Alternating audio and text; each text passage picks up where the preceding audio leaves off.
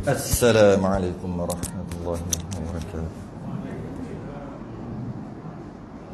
Inna nahmaduhu wa nasta'inuhu wa nastaghfiruh.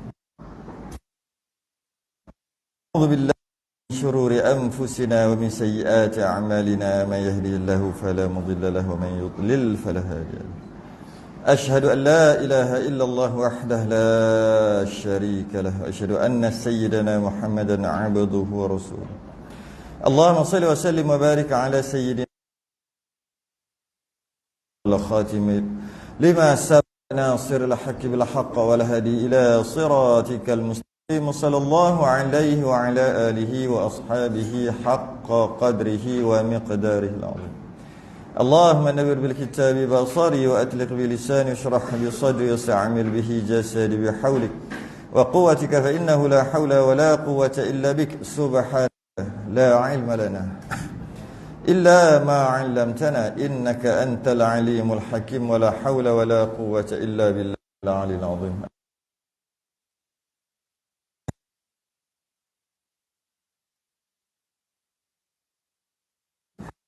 Kitab Sibyan tertangguh minggu lepas. Saya di luar kawasan, lepas tu tak adalah minggu lepas. Kita sambung fasal baru yang mana kali terakhir bincang berkaitan dengan syarat sah sembahyang. Habislah bab tu kali terakhir lah, 2 minggu lepas. Masuk kita fasal baru muka surat 8 yang Jawi Rumi 33. Fasal yang pertama Jawi 33, Jawi 8, Rumi 33. Fasal baru. Qala al-mu'allif rahimahullahu ta'ala fa'ana wa iyyakum bi'ulumihi fid darain amin rabbal alamin. Fasal 1, fasal pertama lah.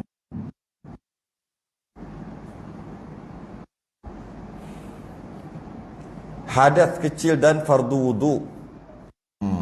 Kita masuk hadas kecil dululah.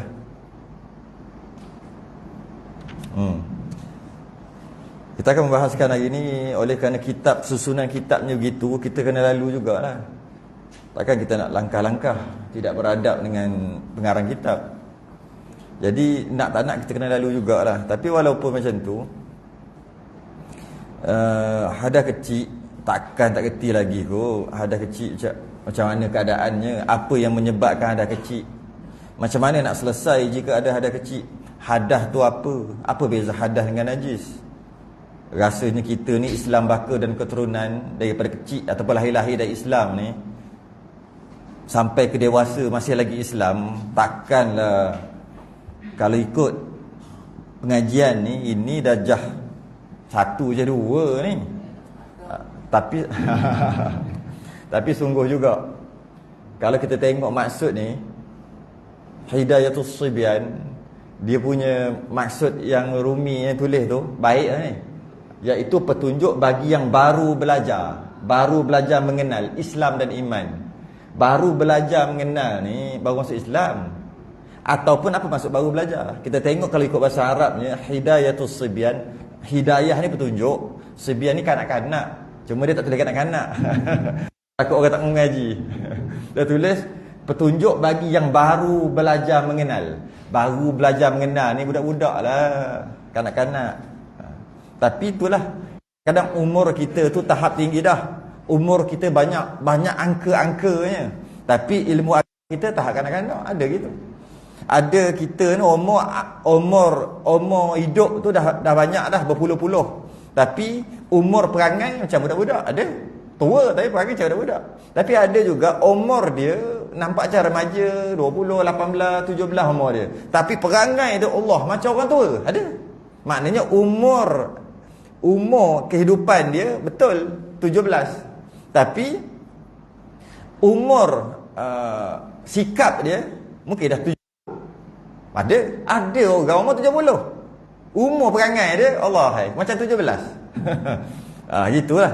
Jadi begitu juga umur dari segi ilmu. Ada orang umur baru 17, ilmu dia macam umur 50. Ada orang 50, ilmu dia macam umur 5 tahun. Ada. Habis kalau tak reti belajar mengaji Quran, tak macam umur 5 tahun. Umur dah 50. Dari sudut itu. Tapi dari sudut pengalaman hidup, mungkin dia macam umur 60. Sebab dia banyak pengalaman hidup. Orang tua banyak makan garam. Jadi setiap perkara tu dia ada umurnya tersendiri. Bukan asal tua je semua kena ikut dia. Tidak. Umur dia berapa? Umur dia 70. Sebab umur dia 70 semua kita kena ikut dia. Dia cerita pasal agama kita kena ikut. Dia cerita pasal pengalaman kita kena ikut. Apa yang dia suruh, apa yang dia mesti semua betul. Tidak. Ya dari segi umur, mungkin pengalaman dia tu lebih dari itu. Tapi dari sudut lain, tak lama lagi korban. Nanti akan keluar hero-hero Tamil. Hero ni dia tak main mengaji, tapi dia paling sibuk kali. Akan ada di mana-mana tempat ketika korban lama lagi. Bila seorang tu dia memang kerja sembelih aja. Kerja melapah. Kambing memang dia suka sangat. Dan umur dia sangat, maksud dah dewasa, katalah umur 50 60, berpengalaman 20 30 tahun dalam penyembelihan. Bila berlaku sesuatu di ketika korban yang berkaitan dengan hukum, umur dia mungkin baru 10 tahun, walaupun dia ada pengalaman 30 tahun sembelih. Kita sembelih berapa 4-5 kali, dia sekali je. Pakarnya, pakar apa? Umur dalam bidang sembelihan, ya, umur dia 70. Umur badan dia 50. Umur pengalaman dia, ilmu dia macam 70 dalam masalah sembelihan. Ilmu agama dia dalam masalah sembelihan, ilmu korban macam budak umur 10 tahun. Sebab tak pernah mengaji. Oh boleh. Sah je. Telinga ni ada lubang sikit ke? Ada lubang dia tagging dia panggil tu. Ada sikit. Kaki ni kecok sikit. Kecok kan? Macam tak apa-apa. Lutut ni ada je masalah. Macam mana? Datang pakcik tua seorang. Umur 70 boleh. Daging banyak ni. Boleh. Okey. Sedangkan boleh tak boleh, halat boleh sah tidak, bukan tengok pada umur dia 70 tahun. Bukan tengok kepada dia dah sembelih 1000 ekor. Bukan. Tengok kepada ilmu yang dia mengaji tak. Adalah budak pondok umur 20 baru-baru keluar pondok. Tak boleh tu, tak sah tu. Budak-budak lagi duduk diam. Sebab apa? Aku tua. Tua tak semestinya betul. Jadi setiap kita ni, kita ada dari sudut umur badan. Ada orang umur 70 macam 30. Ada umur 30 kena kecil manis, badan macam 70. Jadi kita tengok setiap perkara tu dia ada umur dia sendiri. Begitulah juga dalam masalah kita akan bahas hari ni. Sebab yang menyebabkan hadas kecil. Kita kata dah beribu kali dah ambil wuduk ni. Dah berpuluh ribu kali dah jadi hadas kecil. Takkan tak reti lagi. Itu pandai hadas kecil. Bukan pandai hukum hakam tentang hadas kecil. Hukum hakam kena mengaji. Walaupun umur dia 15 tahun. Walaupun umur dia 10 tahun. Bukan dengan dia banyak kali buang kecil, buang yang besar, maka dia pandai tentang hukum hakam. Tak. Itu dah panggil pandai buang yang kecil, buang yang besar. Gitu. Jadi nak tak nak kadang-kadang kena mengaji lah walaupun untuk budak-budak. Nak buat mana? InsyaAllah kita bahas hari ni 6. Berapa? 1, 2, 3, 4. 4 sebab ada kecil. Mari kita tengok. Kita umur berapa dalam masalah ni? Mungkin umur saya 50 dan ilmu saya pun umur 50 dalam masalah ada kecil ni. Okey lah. Takutnya umur 50. Bak ni baru pertama kali dengar. Umur kita dalam masalah ilmu ni, ilmu agama ni umur 7 tahun rupanya. Mana tahu? Tengoklah nanti. Tak perlu tengok orang. Bukan suruh tengok orang. Aku nak tengok dia tu. Tak, tengok kita. Buat apa tengok orang? Kita tak jawab dia nanti ke akhirat. Kita jawab diri kita. Bila kita mengaji, kita tengok diri kita. Untuk kita hakimi diri kita ni macam mana? Bukan untuk menghakim orang. Bukan. Ada orang mengaji, dia kerja nak komplain. Bukan, itu bukan tujuan dia. Tujuan mengaji nak menghakimi diri sendiri. Aku jahat, aku bodoh, aku tak reti, aku salah, aku. Bukan mu, bukan. Kalau lepas mengaji banyak, duk mu aja, ada masalah mengaji tu. Ada lah. Apa-apa masalah, kena cari. Qala al-mu'allif rahimahullah ta'ala. Sebab hadas kecil. Faslun, ini satu fasal. Bermula sebab hadas kecil itu 4 perkara. Yang pertama, hadas. Hadas ni apa? Hadas ni. Hadas ni satu keadaan jika hadas tu berada dekat seseorang, maka dia haram semayang, haram pegang Quran, haram tawaf. Tapi dia tak nampak. Istilah fiqh yang ni tak hafal pun tak apa, dengar saja pun tak apa, hafal lagi bagus. Istilah dia panggil amrun i'tibari. Oh, tu tak je dengar tu. Amrun i'tibari. Itu hadas. Hadas tu amrun i'tibari. Apa amrun i'tibari? Dia ada. Bukan dia ada. Dia tak ada tapi faham. Ataupun sungguh, boleh juga. Dianya tak ada tapi sungguh. Dia faham-faham. Kalau ingat lagi kita ngaji bab tauhid awal-awal lagi tu. Awal-awal kita ngaji bab tauhid. Ingat tak? Ada kita mengaji sifat-sifat Allah. Bila kita ngaji sifat-sifat Allah, kita kena mengaji sifat-sifat makhluk untuk membezakan makhluk tak macam Tuhan. Okey. Maka kita tahu kita ni makhluk ada, jenis ada. Yalah makhluk jenis ada lah, kita ni ada. Allah juga ada. Dan Allah mencipta ni ada yang dia tak ada tapi sungguh. Tapi dia tak ada. Contoh yang kalau ingat lagi lah. Bila? Tahun lepas. Kita pun dah lupa. Rasa tahun lepas mengaji bab tu. Macam mana? Contohnya buah kelapa jatuh. Saya guna contoh yang sama supaya ingat balik. Ya. Tak nak bagi contoh lain. Bola ke apa ke. Bagi contoh buah kelapa juga. Dulu saya bagi contoh buah kelapa juga. Tahun lepas. Okay. Buah kelapa jatuh. Lepas tu dia bergolek. Masuk longkang. Itu cerita dia. Buah kelapa ada tak? Jatuh. Golek masuk longkang. Buah kelapa ada? Ada. Buah nyok atau buah nyok. Buah nyok. Ada. Jatuh ada. Jatuh. Bergolek, lepas tu dia bergolek. Bergolek ada. Bergolek. Ada tak? Bila jatuh tu dia lebam, istilah panggil lebam lah. Dia jadi macam lebam lah. Okey. Lebam ada. Semua tak ada tadi. Semua jawab ada. Tak ada. Buah kelapa ada. Contoh ni buah kelapa. Jatuh. Buah kelapa ada. Ada. Okey. Buah kelapa jatuh. Ada jatuh. Mana jatuh? Tunjuk. Tak ada jatuh. Tapi sungguh. Itu nak cerita pasal tu. Kita mengaji dah bab ni. Jangan buka berkeruk gitu Ngaji dah sebelum ni. Macam saya kali pertama dengar. Bila buah kelapa tu jatuh, buah kelapa tu ada, jenis ada. Buktinya istilah dia panggil dapat dicerap dengan panca indera. Boleh rasa dengan panca indera. Boleh tengok ke, boleh dengar ke, boleh rasa dengan tangan, boleh rasa dengan lidah. Bila begitu namanya ada. Kalau bahasa tauhid dia panggil ada lagi sungguh. Tu bahasa tauhid lah. Yang kita nak tu ada. Jadi buah kelapa tu ada. Kemudian dia jatuh. Jatuh ada.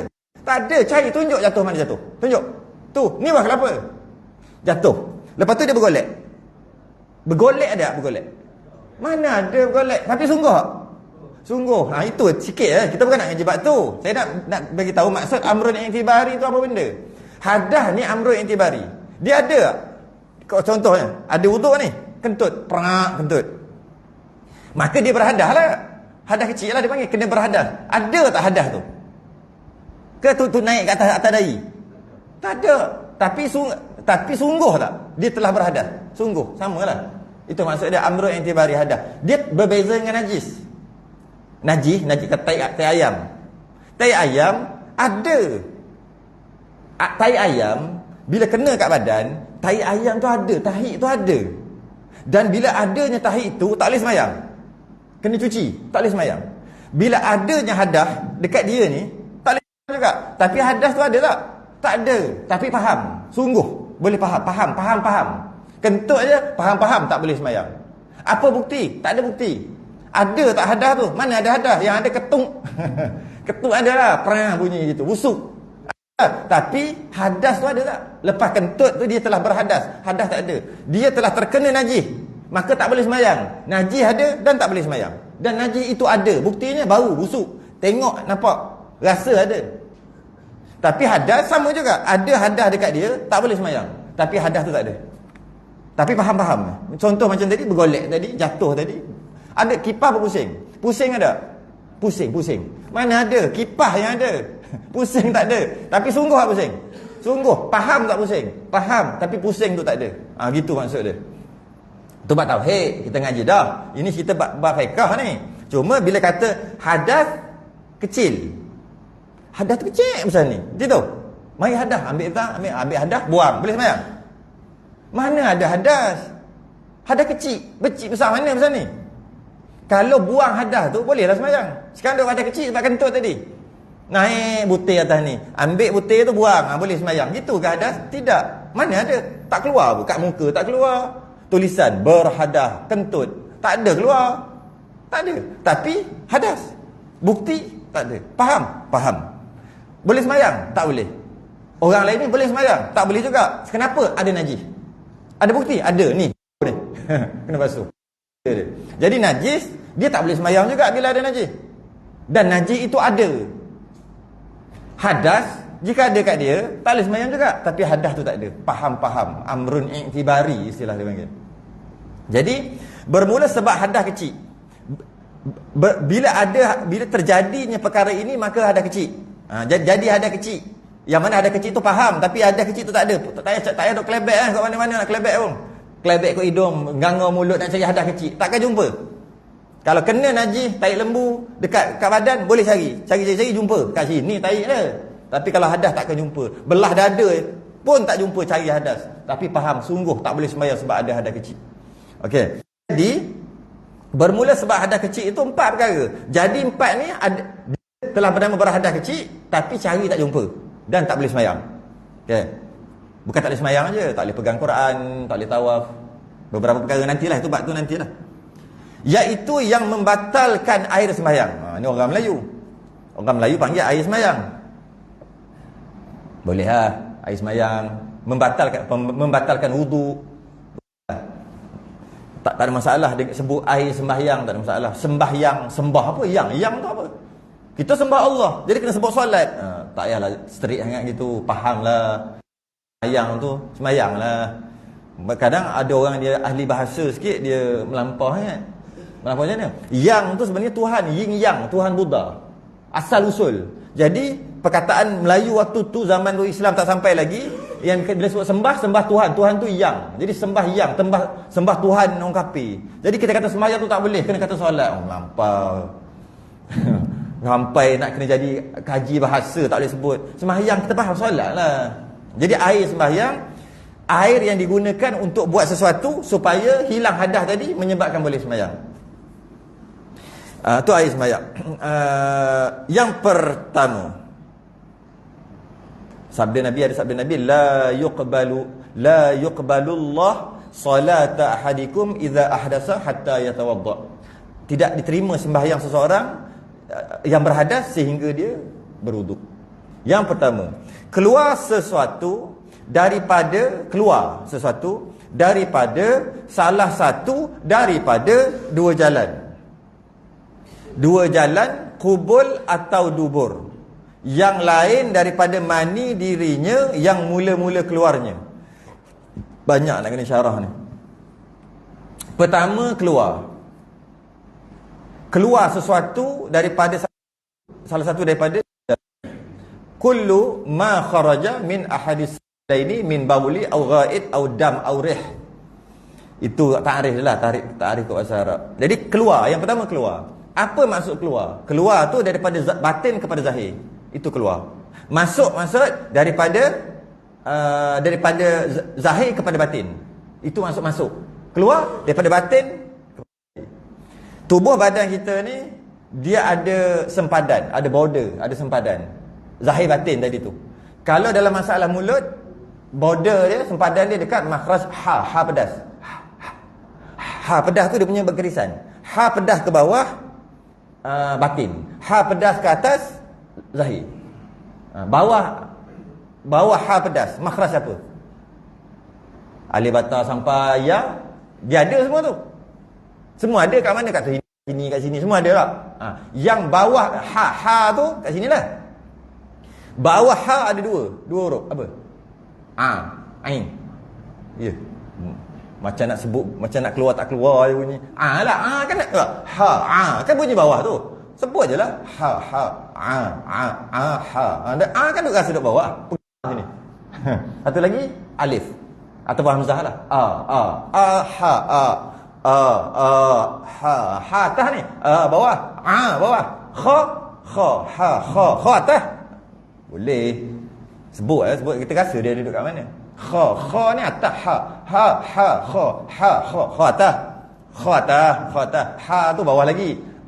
Bawah. Paling bawah. Dalam bawah.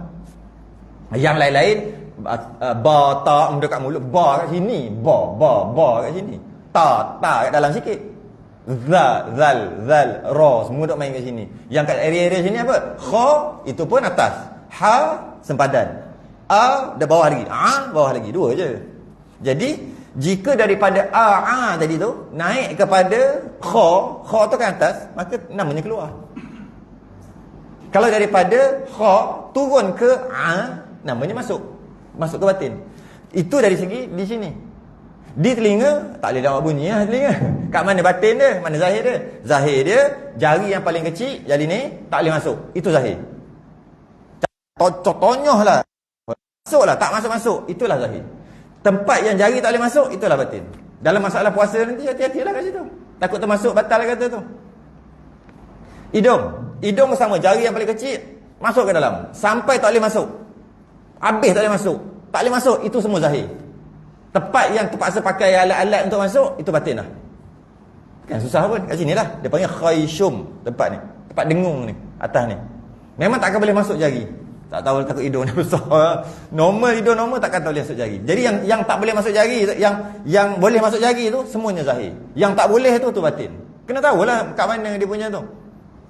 Nak, kalau masalah puasa nanti, nak beruduk, nak istinsyak masuk air dalam hidung, kena hati-hati. Jangan sampai dalam. Sampai dalam batal. Walaupun sebab nak ambil uduk. Lebih senang bulan puasa janganlah masuk air dalam hidung. Dah batasan pun tak tahu mana dia punya sempadan. Okey, mana lagi lubang ada? Mata tak kira, mata sebab dia kira tak ada zahir batin lah. Itulah dia yang zahir dia. Mana lagi ada lubang? Habis dah. Itu kubur dubur pula. Kubur dubur kat mana dia punya? Dia punya zahir. Yang disebut keluar. Bila keluar daripada dalam batin kepada zahir. Ada dua. Yang ni kita nak bincang. Yang tadi tu selingan aja. Kat mana dia punya tu? Dia punya kawasan tu. Kawasan dia adalah apabila kalau dubur tu, kalau duduk dia akan apa dia panggil? Dia spring. Dia khipuk lah tu. Dia berkerimput. Jangan. Ada orang umur sampai 50 tak tahu rupa-rupanya mandi wajib, kena duduk. Sebab kalau berdiri, yang duduk zahir tu habis masuk ke dalam, tak sah semayang dia semua 50 tahun. 50 tahun. Nampak macam Allah cerita buat khipuk. Tak lalu makan apa ni. Cerita benda tu. Dengan sebab tu tak sah mandi wajib. Kalau dia pergi haji apa tak sah tu, macam-macam. Tak boleh nak cerita buat tu. Sebab dia tak faham. Dia ingat mandi wajib rata zahir. Bila duduk, Allah dah buat begitu dah. Bila kita berdiri, dia masuk yang asalnya dia zahir, tapi dia masuk ke dalam sebab kita berdiri. Bila kita duduk cangkung, baru dia keluar. Yang keluar tu semua zahir. Ketika mandi wajib, kalau tak kena air yang asalnya duduk dalam, bila duduk dia terkeluar tu, tak kena air kat situ, tak sah mandi wajib. Tak sah mandi wajib, tak sah sembahyang. Besar, bukan benda kecil, benda besar ni. Qul hal nunabbiukum bil akhsarina a'mala. Mahukah kami khabarkan kepada kamu orang paling rugi amal ibadah dia? Amal-amal dia semua rugi. Fokus kita dekat yang memerlukan taharah lah. Amal-amal lain kita tak fokus lah sebab kita nak bincang bab tu. Amalah yang berkaitan dengan taharah tadi. Allazina dhalla sa'yuhum fil hayati dunya. Orang yang rugi ni dekat atas dunia dia buat ibadah. Atas dunia hebat. Wa hum yahsabuna annahum yuhsinuna sun'a. Dekat kiamat nanti, akhirat nanti, rupanya dia buat tu tak ada nilai. Haba'an manthura. Jadi debu gitu. Padahal dia semayang 50 tahun. Rupanya mandi wajib tak sah. Rupanya tak tahu zahir dengan batin kat mana. Sebab apa? Tak tahu rupanya masalah dia tak basuh khipuk tadi tu. Bila berdiri, yang keduk tu besar ni tu. Bila duduk, bila berdiri, dia syuk. Ada keduk tu. Keduk di celah tu ada lah. Kalau berdiri, sembuh air, kena sembuh sungguh, kena gonyah sungguh baru masuk celah-celah. Tapi bila duduk, tak payah buat apa dah. Dia jadi bahasa panggil stretchable. Dia apa istilah panggil tahulah. Dia terbuka lah, dia bukan terbuka, dia Gua datang rumah. So gitulah, itulah nak sebut. Dia jadi beri stretchable, bahasa orang putih stretchable. bukan apa beri, bukan tu meri kot, macam tu lah. Dia macam kalau baju, kalau ada jenis-jenis baju jenis kain, bila kita tarik beri lah. Ada orang nama beri sini, saya tak tahu. Jadi bila duduk dia tarik, bila tarik tak payah nak sibuk-sibuk lah, kena air gitu selesai dah. Tapi kalau berdiri, dia habis keduk. Bila keduk tak ada masalah, tak wajib duduk, tapi gonyoh. Kenapa susah kan? Dia mandi, dia buat tak gonyoh. Habis. Sebab tu dalam mana-mana kitab fiqh, mana-mana kitab fiqh, mula-mula dia akan bincang berkaitan dengan tauhid sikit. Sikitlah, ringkas. Nak mengaji tinggi, nak mengaji lebih kitab tauhid, kena ngaji kitab tauhid sungguh. Tapi dalam kitab fiqh dia akan sediakan beberapa selai 2 selai 3 selai berkaitan dengan tauhid. Nak beritahu tauhid ni penting walaupun nak ngaji fiqh. Habis bab tauhid, mesti dia akan cerita bab wudu, bab mandi wajib, bab buang air, bab istinja, bab basuh berak, bab semua tu. Sebab apa? Ini mula ni. Mu nak mengaji tinggi-tinggi bab apa? Bab riba, bab muamalat, nak mengaji bab jenayah, nak mengaji bab qisas macam mana? Kejap-kejap. Lalu kau basuh berak dulu. Bahasa berak pun tak sah, sibuk nak mengaji tentang siasah, tentang tinggi-tinggi ya. Sebab tu siasah dia ujung sekali yang keempat. Muamalat duduk lepas daripada ibadah, habis bab muamalat. Habis bab muamalat buat munakahat. Last sekali bab jenayah. Kenapa susunan kitab fiqh gitu? Last sekali ujung bab hamba. Kenapa tak letak bab hamba tu awal-awal? So bayangkan, air mustakmal, air mutlak pun tak erti, tiba-tiba belajar bab hamba. Apa hamba mana ada sekarang ni? Belajar bab riba lah bukan main. Letak di depan bab riba contohnya. Belajar bab riba, zaman sekarang zaman riba ya. Tapi lepas pandai bab riba, rupanya tak erti bahasa berak. Dengan maksud tidak sah. Tak erti wudu, tak erti sembahyang, tak guna bab riba tadi. Sebab tu dia duduk di belakang dengan maksud ikut. Habis selesai bab ni baru mengaji bab lain. Selesai ni baru mengaji bab lain. Sebab tu dia nak tak nak kena lalu lah. Cuba bayangkanlah.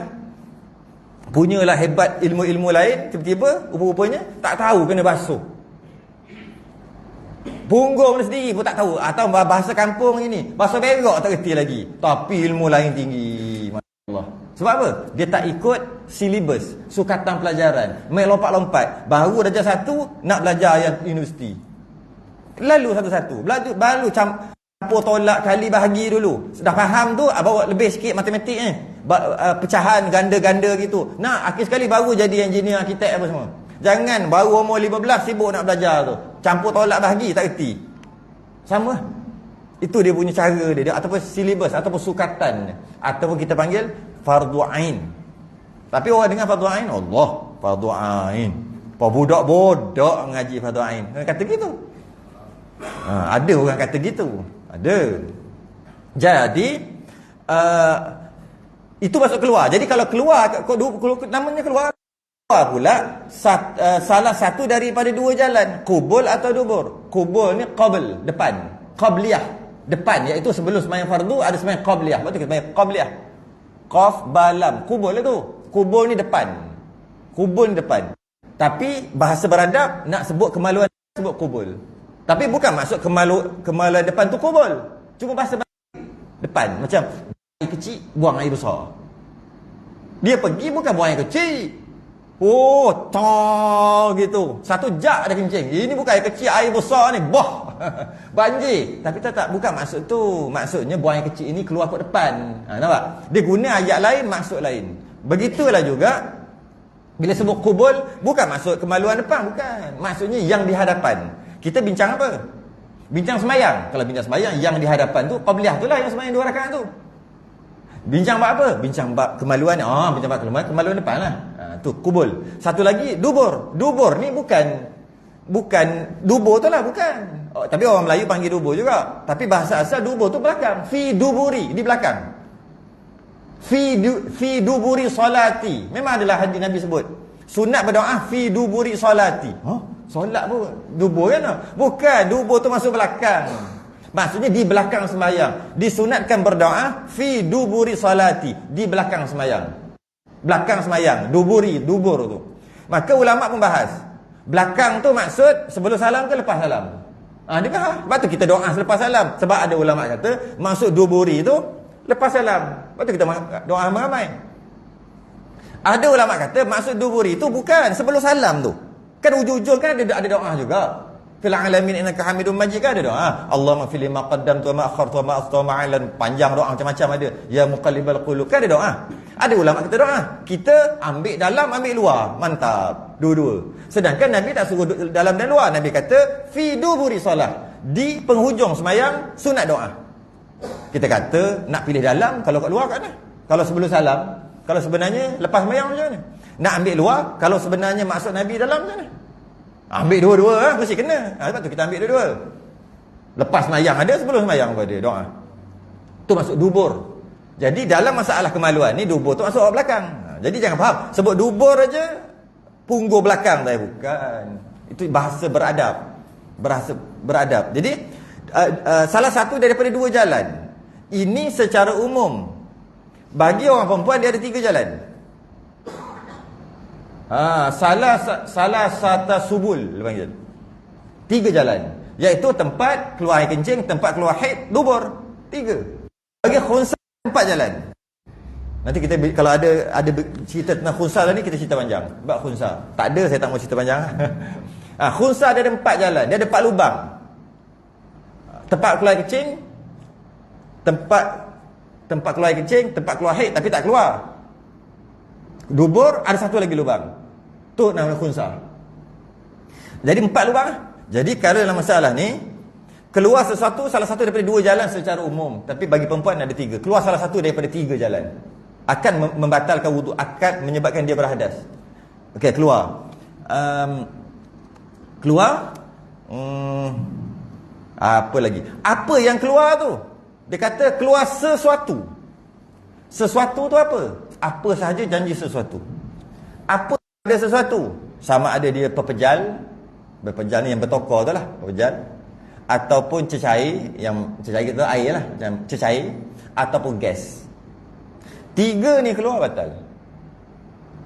3 ni keluar membatalkan wuduk, yang menyebabkan ada hadas kecil dekat dia. Hadas kecil. Cakap je ada, sebenarnya tak ada, tapi faham-faham je, dia tak boleh sembahyang dah. Dia tak boleh pegang Quran. Baca Quran boleh, pegang Quran tak boleh. Tak boleh tawaf. Dah tak boleh tawaf. Bila keluar tu. Dan dia sebut juga kat sini, bila keluar, sama ada yang keluar tu yang biasa keluar ataupun yang nadir, yang rare, yang pelik. Sama ada dia keluar memang biasa keluar. Keluar air kecing biasa, batal. Keluar najis biasa, batal. Tiba-tiba keluar darah, orang perempuan biasa, batal. Lelaki keluar darah biasa, luar biasa, batal juga. Tu nak beritahu, sama ada yang biasa atau yang luar biasa, tetap batal, janji keluar. Kenapa orang lelaki keluar darah? Puasa puasa keluar darah tahap 4. Keluar berdenek. Memang antara sakit yang tak boleh cakap lah. Allah uji dia. Puasa tu jagalah betul-betul makan ni. Kurang-kurang pedas, kari-kari tu kurang sikit. Tapi tak juga. Tengok-tengok orang India ada pun puasa, elok-elok kan. Tak tahulah orang cakap. Tu lah. Tak tahulah, pandai-pandai jaga kesihatan lah, senang cerita. Jangan bagi rektum atau rembung tu keluar. Bila rembung tu keluar, habis.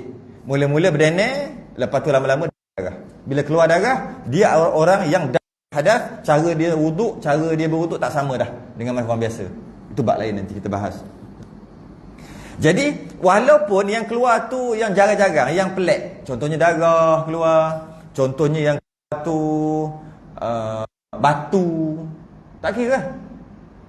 Apa-apa yang keluar, yang bukan cacing keluar, kan? Batal lah. Nak cerita sama ada ianya biasa atau pelik. Janji keluar, keluar tadi sama ada dia pepejal, cecair atau gas, maka batal.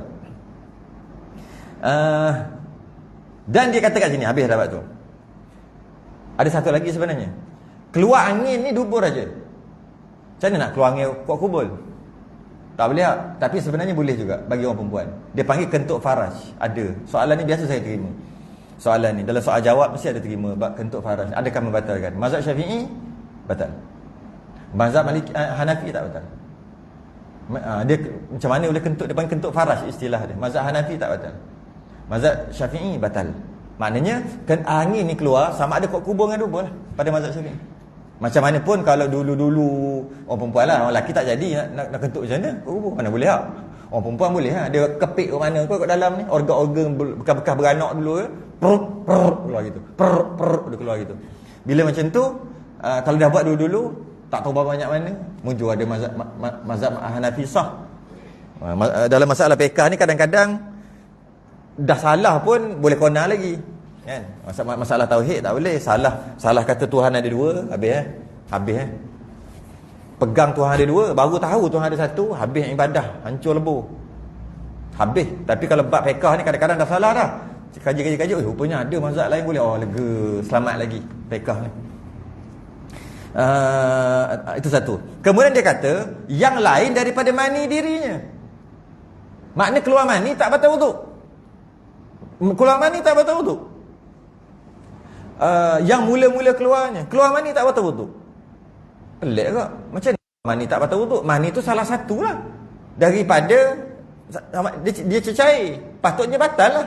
Kecuali itu dia panggil mani tak. Kenapa mani tu dia bukan najis? Mazhab Syafi'i tak najis.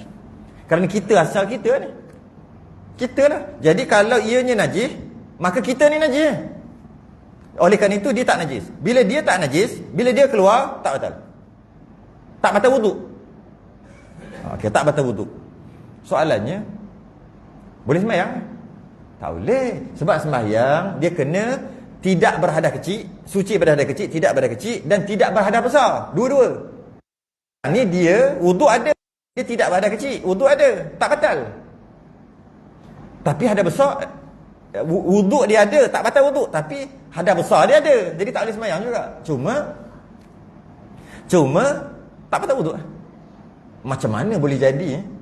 Saya mula mengaji dulu, pelik kot macam mana boleh jadi. Keluar mani tapi tak batal wuduk. Macam mana tak? Macam mana boleh jadi? Mimpi ke apa kali? Mimpi tidur duduk. Kalau tidur baring, tidur tu batal wuduk dah. Duduk kalau tidur tak batal wuduk. Dia duduk mimpi. Duduk mimpi. Power dia. Ataupun jenis manja. Jenis manja. Faham maksud manja? Manja. Tengok benda pelik-pelik. Lepas tu ada wuduk ni. Tak pegang tak apa. Kalau pegang batal wuduk kerana pegang kemaluan. Tu bawah tu nanti. Tak buat apa, tapi manja, duduk berangan je keluar. Ada wuduk ni, ada wuduk pun berangan. Kalau tak ada wuduk tak tahulah macam mana. Tapi budak-budak sekarang jangan main lah weh. Umur 7 tahun cinta oi. Pen merah, pen biru, you marah I love you. Saya dapat surat tu. Saya dulu cikgu tak boleh buat apa, cikgu sekolah dekat Selangor lah. Lembah Kelang lah. Pahang rasa tak ada masalah tu kot. Tak ada, faham baik-baik kot. Masalah sana teruk. Cikgu tak boleh buat apa dah. Pen merah, pen biru, you marah I love you. Cek rupanya dalam beg penuh dengan surat cinta. Cinta umur 7 tahun dengan umur 6 tahun tadika.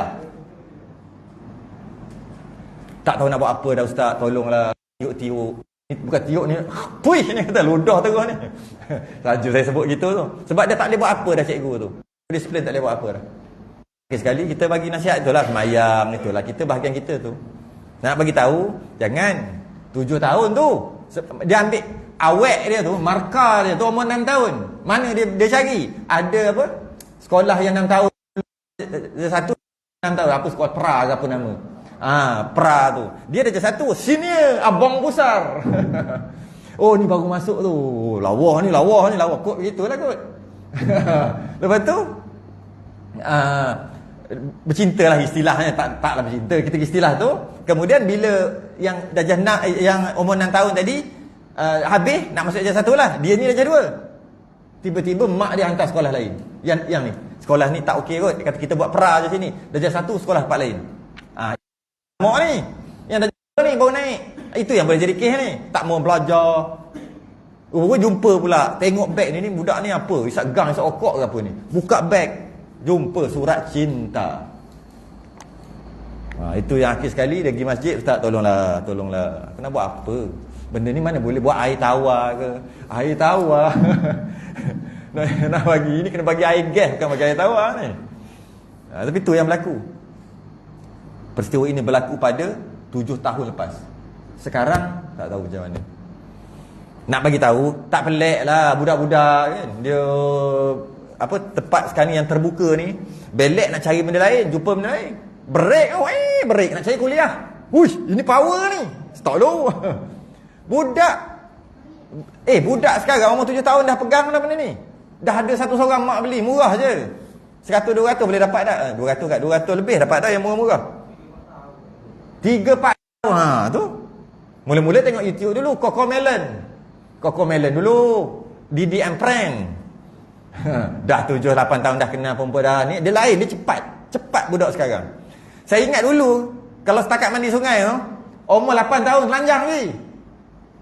Sekarang jangan buat hal. Umur 7 tahun kena jaga dah. Dulu Allah duk main, aku tak nak kawan kau lah, kau lain lah, macam perempuan lembik gitu. Dulu main kahwin-kahwin jarang-jarang sangat. Kita laki dengan laki. Dulu perempuan dengan perempuan. Sekarang tak, kahwin-kahwin main. Lepas tu dapat anak. Tak sekarang dia advance. Jadi kena jagalah. Jadi tak pelik dia kata berangan ke apa, akhir sekali mimpi. Bukan mimpi, berangan, akhir keluar mani. Kalau tidur mimpi dah. Ni tak tidur. Bila keluar dalam keadaan ada wuduk, maka wuduk tak batal. Tapi berhadas besar, tak boleh sembahyang, tak boleh semualah. Cuma tak batal. Soalannya, bila dia ada wuduk tapi berhadas besar, tak boleh sembahyang, nak buat apa? Wuduk dia tu apa guna? Apa guna wuduk tu? Wuduk ada, tapi sembahyang tak boleh sebab ada besar. Pegang Quran tak boleh, baca Quran tak boleh, semua tak boleh. Apakah guna ada wuduk?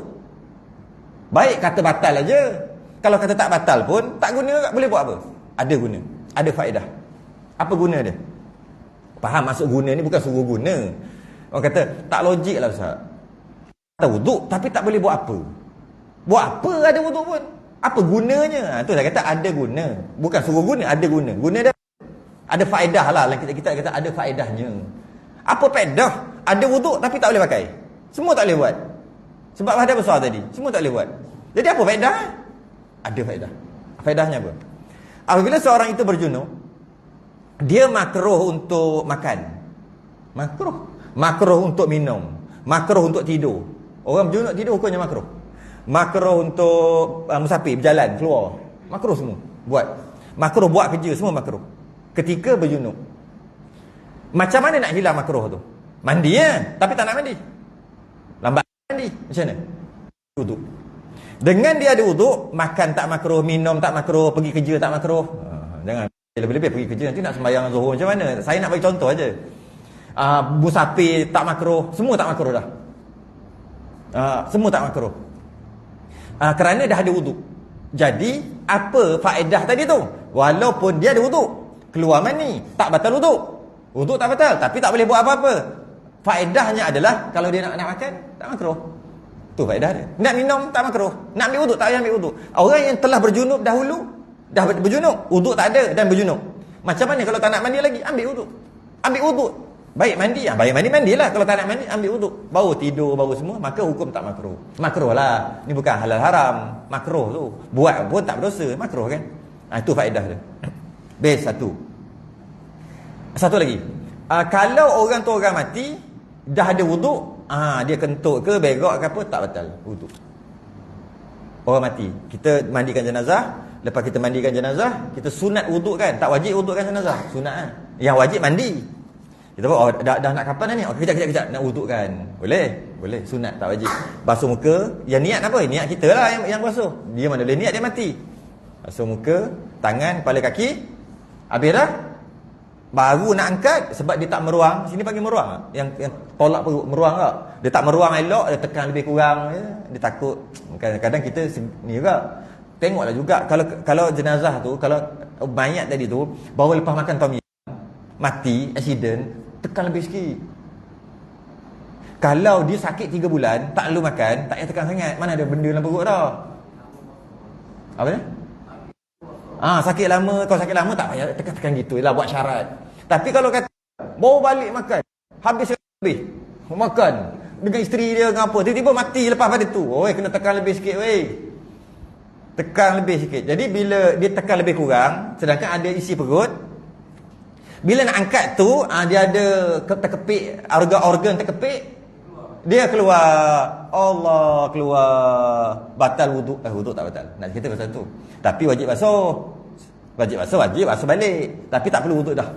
Habis tu kan dia keluar angin ke, kadang keluar angin, kadang keluar najis. Keluar tidak membatalkan.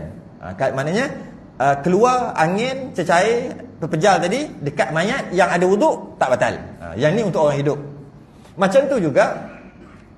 Tu bab lain lah. Kalau sentuh bab lain. Tu nanti lain kali. Habis. Yang kedua. Bersentuh kulit lelaki dan perempuan. Rasanya apa dah ni, kejap je. Ingatkan nak habis 4, macam tak boleh habis je. Itulah. Tak apalah, 2 lah, 1 lagi lah. Panjang lah abad ni. Kedua, bersentuh kulit lelaki dan perempuan yang harus kahwin. Istilah dia panggil ajnabi ataupun bukan mahram, boleh juga. Bukan mahram, ajnabi ataupun boleh kahwin. Sama tu, semua makna sama tu.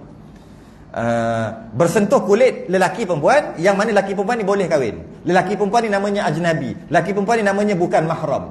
Bukan muhrim bukan muhrim, mahram. Muhrim ni orang ihram. Orang pakai ihram, dia panggil orang itu muhrim. Orang yang sedang memakai ihram. Tapi mahram, orang tu mahram, dia tu mahram. Maksudnya tak boleh kahwin. Kita Melayu sebut bukan muhrim. Bukan mahram. Yang betulnya. Tapi pelik juga. Bila sumbang, kita kata sumbang mahram, bukan sumbang muhrim. Yang kan? Pandai pula tu. Bukan mahram, sumbang mahram betul. Maksudnya kan macam adik-beradik ataupun mak anak-anak kan dipanggil sumbang mahram betul tak? Sumbang mahram yang tak boleh kahwin tapi sumbang, berlaku sumbang. Tapi bila sebut ni bukan muhrim lah. Patutnya sumbang muhrim baru kena. Tak, yang betulnya sumbang mahram betul, bukan mahram. Tapi tak dosa sebut pun. Tak dosa. Cuma nak beritahu salah je. Dosa. Okey. Jadi dia panggil bukan mahram. Lelaki dengan perempuan bukan mahram. Maknanya boleh kahwin lah kalau nak kahwin. Yang mana, macam mana dalam keadaan bukan mahram ni, macam mana keadaan boleh kahwin? Kita kena tahu dulu yang tak boleh kahwin, barulah kita tahu sebalik yang tak boleh kahwin tu semua boleh kahwin. Senang gitu tak? Betul tak? Kita tahu dulu, ini semua tak boleh kahwin. Ini semua tak boleh kahwin. Jadi selain daripada ini, semua boleh kahwin. Ke nak cerita yang boleh kahwin? Lagi pelik. Beribu, berjuta nak sebut kalau yang boleh kahwin. Jiran itu, gini, sepupu, sebut satu-satu. Mak saudara, sabik, tak sabik, parang, semua nak sebut. Habis. Jadi senang ni. Kita sebut yang tak boleh kahwin. Bila kita sebut yang tak boleh kahwin, selain daripada tu, semua boleh kahwin. Yang semua boleh kahwin selain daripada tu tak boleh sentuh. Apa? Terjadinya tak boleh kahwin dengan 3 syarat. Bukan 3 syarat, 3 perkara. Yang pertama dia panggil nasab. Melayu panggil keturunan. Dengan terjadinya keturunan tak boleh kahwin. Apa keturunan? Atas mak ayah tak boleh kahwin. Bawah anak laki anak perempuan tak boleh kahwin. Atas lagi mak ayah, atas lagi datuk ki tok tak boleh kahwin. Atas lagi yang naik semua tak boleh. Bawah cicit cuek semua tak boleh. Dia panggil nasab. Haram ada nasab. Dan jangan lupa, adik-beradik tu, mak saudara, bapak saudara pun tak boleh. Belah ayah, belah ibu pun tak boleh. Semua tu, mak saudara, ayah saudara, semua tak boleh. Sepupu boleh. Semua tak boleh. Okay. Anak saudara, mak saudara tak boleh. Itu pertama. Terjadi tak boleh kahwin kerana nasab dia panggil. Satu. Terjadi juga tak boleh kahwin dengan sebab kahwin. Sebab kahwin tu tak boleh kahwin. Maksudnya sebab kahwin dengan dia tak boleh kahwin dengan yang lain. Bukan sebab dia kahwin tak boleh kahwin dengan dia. Tak boleh kahwin dengan dia kahwin. Sebab kahwin dengan dia, maka tak boleh kahwin dengan yang lain. Kalau tak kahwin dia, boleh kahwin. Dia panggil haram tak boleh kahwin dengan sebab perkahwinan. Dia tak banyak yang ni. Dia ada mak mentua, bapak mentua. Menantu lah. Mertua dan menantu. Mertua naik ah. Mertua, bapak mertua, datuk mertua, naik sampai atas. Tak sebut. Biasa meninggal lah yang tu lah. Menantu, bawah menantu tu cucu. Kan? Bawah menantu tu mestilah cucu. Bawah. Itu je. Itu tak boleh kahwin dengan sebab perkahwinan. Ada yang tak boleh kahwin dengan sebab perkahwinan, tapi tak boleh kahwin sementara. Itu tak kira. Contohnya, adik-beradik isteri, tak boleh kahwin. Kalau dah cerai atau mati, boleh kahwin. Orang kampung panggil salin tikar. Boleh. Yang itu tak kira. Yang kira mertua ke atas. Ke atas tu maksud ayah dia lah. Ayah dia, mak ayah dia sampai ke atas. Menantu ke bawah. Menantu je ke bawah pada tu cucu kita dah. Cucu dah. Okey. Itu maknanya haram kahwin kerana perkahwinan. Kerana perkahwinan itu maka haramlah kahwin dengan mertua. Okey. Yang ketiga, dia boleh terjadi dengan susu, penyusuan. Cukup syarat 5 kali susu. Anak tu umur 2 tahun ke bawah, kenyang pula susu 5 kali tu. Okay? Susu cukup syarat semua, maka dia panggil jadi anak susuan. Dan yang menyusu tu jadi ibu susuan. Laki yang tuan punya susu tu, laki dia, suami dia tu jadi bapa susuan. Anak laki bini tadi jadi adik-beradik susuan. Semua sama lah. Cuma tambah susuan je. Yang lain semua sama. Itu pun tak boleh kahwin. Okey. Selain daripada 3 ni, semua boleh kahwin. Kan mudah. Sebutlah apa pun. Selain daripada 3 ni, semua boleh kahwin. Yang boleh kahwin tu, kita nak sebut apa ni? Bersentuh je kulit lelaki perempuan yang boleh kahwin tadi tu, maka batal wuduk. Nak sebut yang tu. Yang nak detail bab perkahwinan, haram berkahwin kerana perkahwinan, haram berkahwin kerana nasab, haram berkahwin kerana penyusuan, itu kelas lain. Panjang bab tu, panjang lebar. Secara umumnya nak sebut. Jadi selain daripada 3 tu, mana boleh kahwin dengan dia? Bila boleh kahwin dengan dia, sentuh je batal. Sentuh apa? Dia kata apa ni? Sentuh kulit tu, 2 kulit. Mana kulit dengan kulit? Kulit bukan kulit, tak batal. Kulit dengan kulit sentuh. Kulit dengan kulit. Yang lelaki satu, perempuan satu, maka batal wuduk. Tak termasuk gigi, kuku, rambut, tulang. Apa salah tulang pula? Tahulah accident keluar, coking tulang tu. Contoh lah. Lepas tu dia lelaki, perempuan lalu pok terkena tulang tu. Aduh, tak batal lah. Sebab tu bukan kulit. Buat contoh je ni. Gigi kerpas. Dia Allah, perempuan ni Allah benda ni, Leo. Tengok, kena gigi aku, kena bibir lah. Tak gigi kena, sini gigi dia. Tak batal. Tak batal. Buat contoh ni. Kuku, tak batal. Kuku sentuh. Kulit dengan kuku, tak batal. Dia kena kulit dengan kulit. Satu lagi, rambut, bulu atau rambut. Janggut ke, bulu mata, misai, bulu atau rambut lah. Tak batal ke? Walaupun bersentuh dengan kulit dengan bulu, tak batal. Dengan rambut, tak batal. Kulit dengan biji mata, tak batal. Biji mata dalam ni. Ini luar ni. Ni dalam. Ada cocok atau lah. Buat contoh ni, pekah kena faham. Bukan suruh buat pun.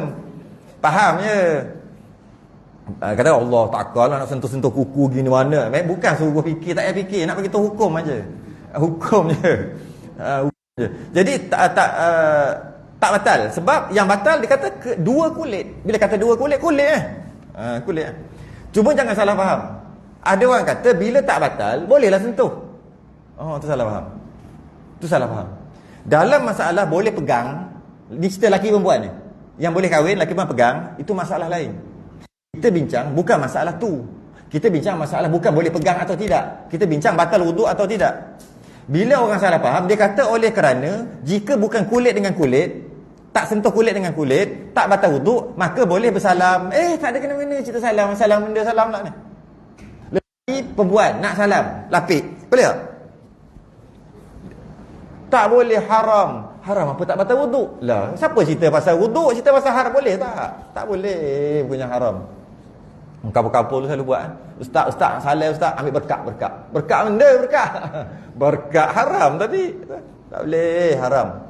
Dia ambil tudung ni. Dia Allah tua dah pun, tak terima, ada anak semua. Tak boleh. Nanti akan bahas bab bawah nanti. Ada cerita lagi bab bawah tu.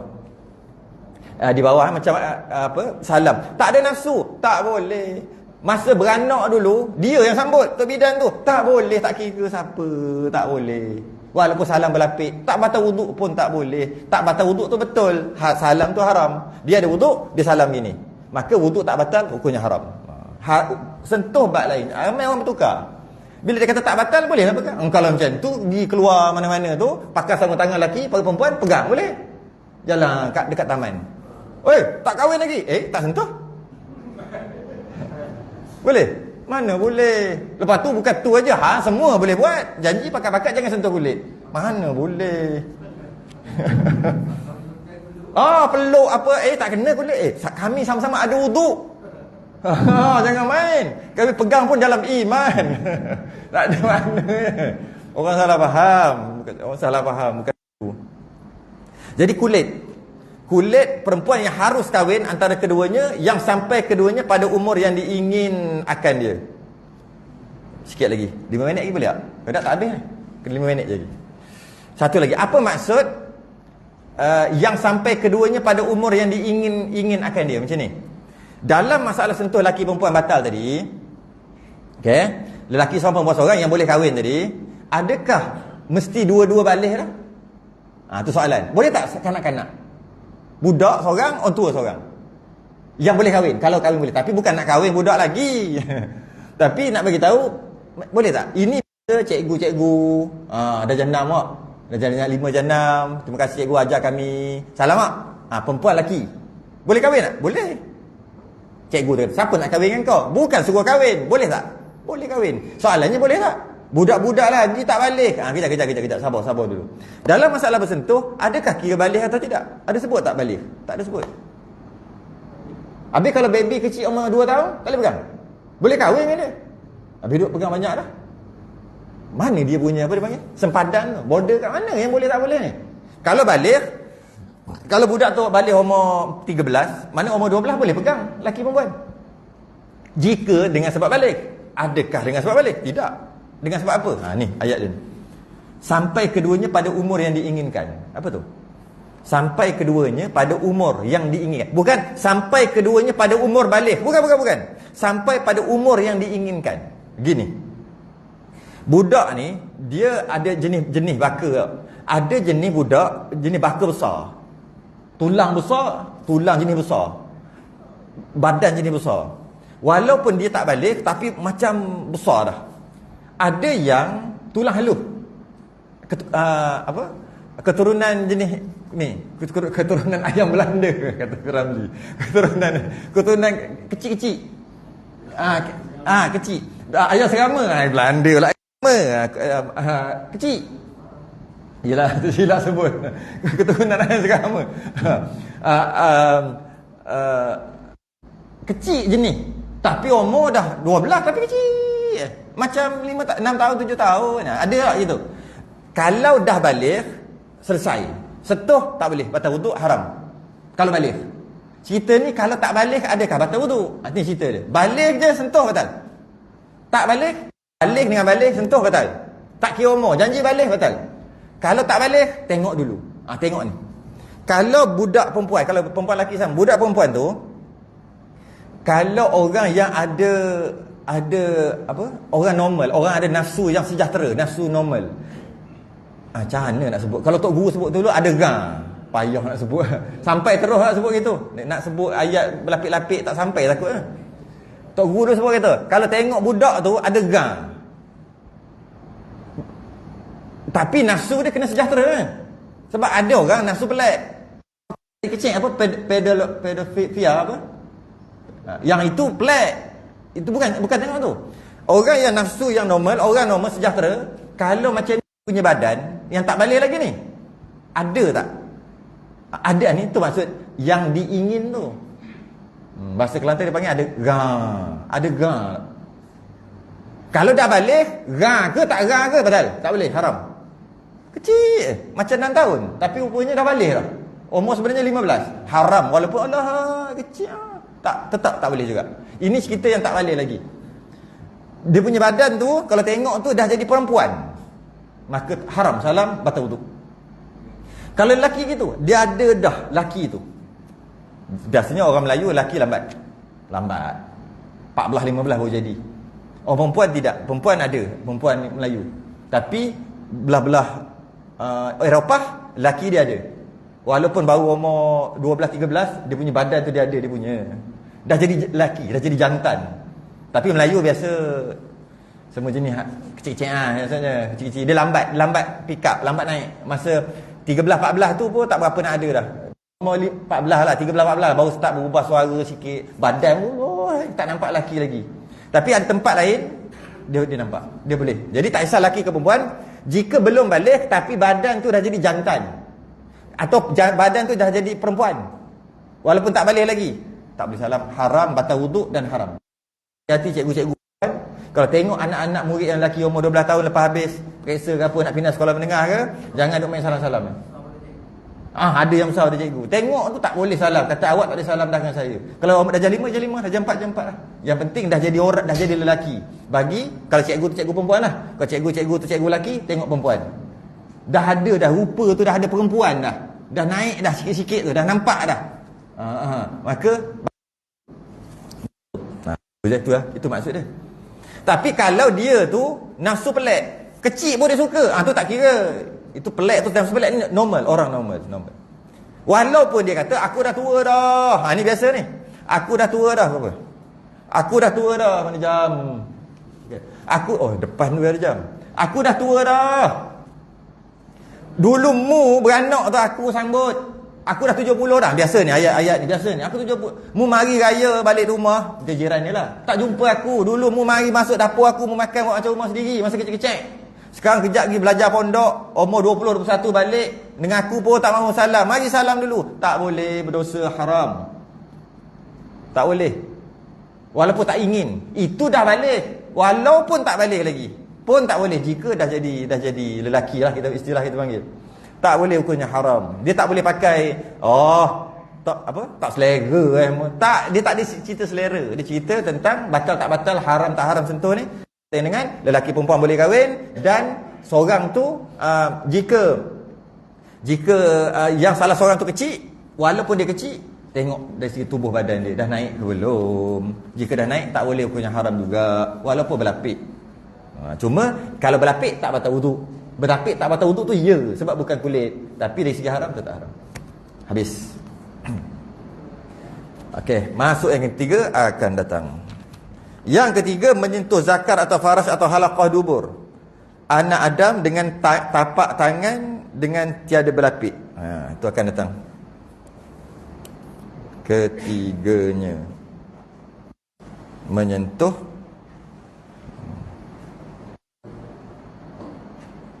alright.